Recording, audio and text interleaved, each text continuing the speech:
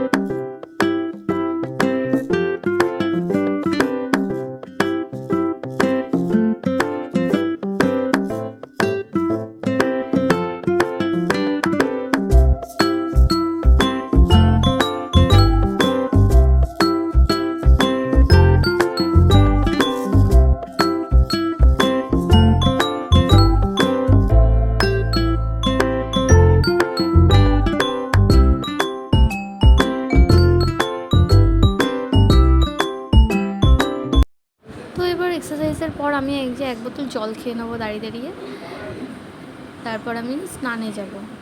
আর এদিকে দেখো কি সুন্দর সুন্দর গাছগুলো। এটা প্ল্যান্ট মানি, ছোট ছিল বড় হয়ে গেছে। আর এটা তুলসী গাছ। আর বাইরের ওয়েদারটা দেখো কি দারুণ লাগছে, আকাশটা খুব সুন্দর লাগছে দেখতে। আর রোদ ঝলমল করছে, বৃষ্টি কমে গেল একটু আগে।